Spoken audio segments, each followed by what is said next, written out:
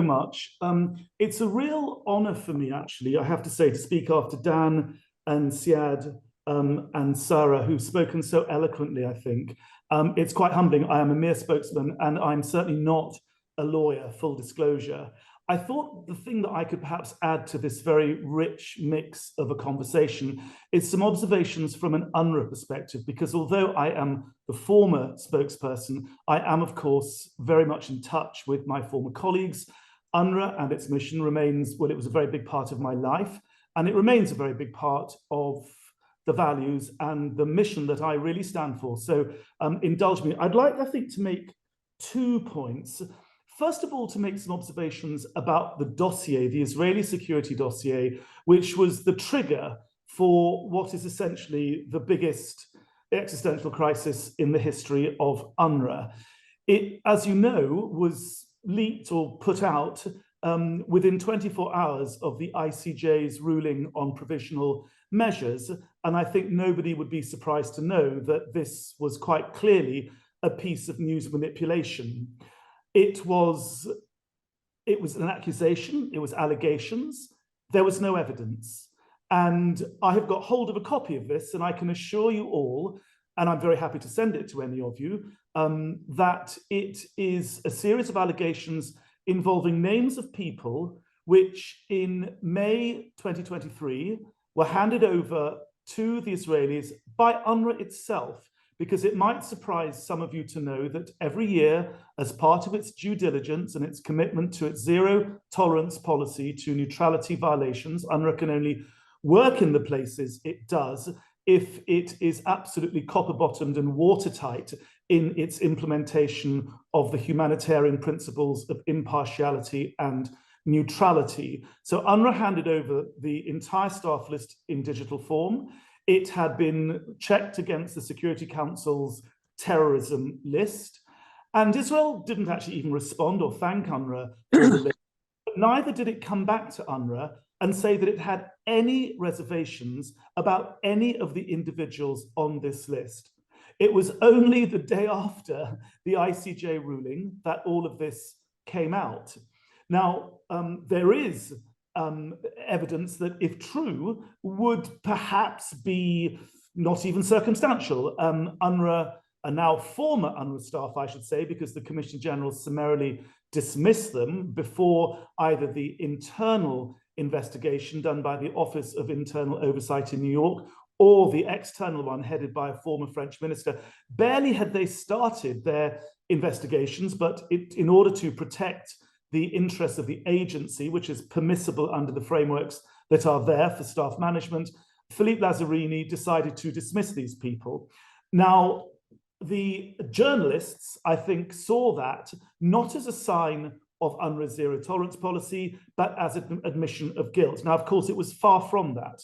It was robust and it was resolute and it was swift action to demonstrate to the donor community and others that UNRWA was committed to the policy of neutrality. However, what we saw was the donors, led by the Americans and also the Brits, without any real confirmation. Antony Blinken, the US Secretary of State, actually said on the record, "We have not been able independently to verify this information, but we find it very credible and we're going to defund UNRWA." You know, you have to connect the logical parts of that sentence. They haven't actually been able to confirm and corroborate the evidence, and yet they're going to take this action, and neither have they incidentally told UNRWA what it has to do to bring the donors back and to have this aid suspension reversed. Neither has it explained to UNRWA what the strategy was. If the donors, now 18 as a group, had come to say, look, we're all going to defund it, here's why we're doing it, then that might have made some practical policy sense. Instead, what one can only really conclude from the lack of those things is what we're seeing is a political attack on UNRWA and its mandate. Now, you don't have to be a conspiracy theorist, just Google what Benjamin Netanyahu has said. He has said he wants UNRWA dismantled. He wants UNRWA defunded. Now, we all know that it's the dream of the Israeli far right to dismantle UNRWA. It has been for many years. I was a spokesman for UNRWA from 2007 to beginning of 2020, 14 years. Almost as soon as I got there, I was facing these political attacks on the agency. And it's quite clear that there's a belief that if you get rid of UNRWA, the agency looking after up to 6 million refugees, then suddenly these refugees and their right of return magically disappear. Now, that is a bit like saying that if you get rid of Oxfam, you get rid of poor people. It is utterly absurd.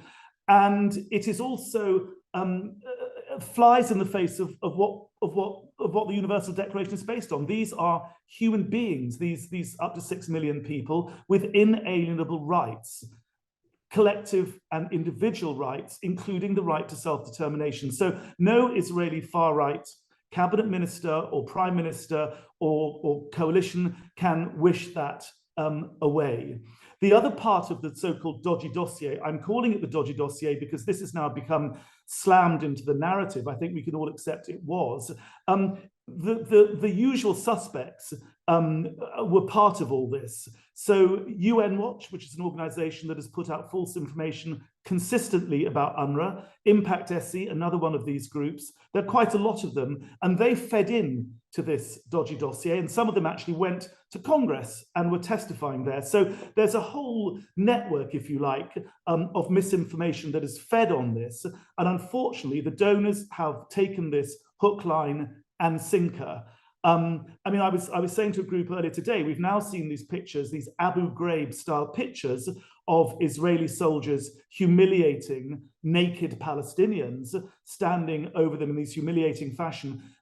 Does the American government say this is typical of what we know the IDF to be, and therefore we're going to defund them? No, they judge, the Americans will judge the IDF on the reaction to that. And what I'm saying about UNRWA is give UNRWA the same chance.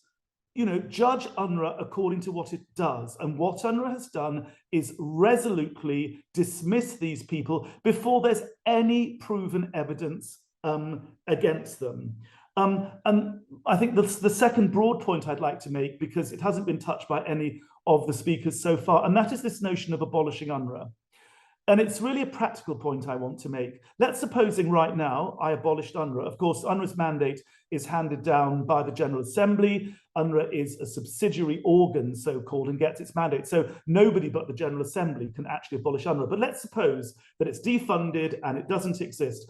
If the job of those 13,000 staff, which I would say is essential and life-saving in the present circumstances, is to be met by this new organization, first of all, the agencies which are there, WHO, UNICEF, AOHR, and all these others, they have a handful of people in Gaza. So they would have to, this new entity would have to advertise in websites and local newspapers, go figure. There would then be probably over 1 million job applicants because unemployment in Gaza is 79% and rising. The HR department of this new agency would have to go through, 1 million job applications. They'd then have to do the first interview, the second interview. They'd have to do onboarding, security, screening. Oh, and by the way, UNRWA pays its staff the lowest you can imagine. So if this new entity were going to pay the going wage of, say, UNICEF, this would become more expensive. The point I'm making is that UNRWA and its life-saving work now cannot be abolished unless you're an armchair humanitarian sitting around in Tel Aviv or Washington or London. It is impossible. And in any case, what we're seeing now is mass starvation taking hold. The World Food Programme has made, the World Health Organization has made it clear that at least 400,000 people are facing starvation. Starvation is a massacre in slow motion, and that slow motion massacre has begun. Food aid is really more, it's not like a light bulb you can turn on and off, it's more like a locomotive. And if you slam the brakes on a locomotive, it carries on down the tracks. So the starvation that is in the pipeline will continue even if we slam the brakes on now. And that's why I'm saying to the donors, they need to get on the right side of the law. As Dan has quite rightly said, he's pointed out the illegality, the fact that it's a violation of the provisional measures of international humanitarian law, of the Genocide Convention. It's an immoral act, it's disproportionate, and it's punitive. And I would finally like to say, if you would indulge me, what has happened is that the news management has unraveled. And what is dawning now is donor embarrassment. Because the donors, it's going to become clear, let me assure you, in the coming hours and coming days, that the donors have swallowed an Israeli lie that was put out as a piece of news information. And I would suggest that just as the donors are calling for an investigation into UNRWA, I would like to see an investigation into donor neutrality. They have weaponized UNRWA doing Israel's bidding.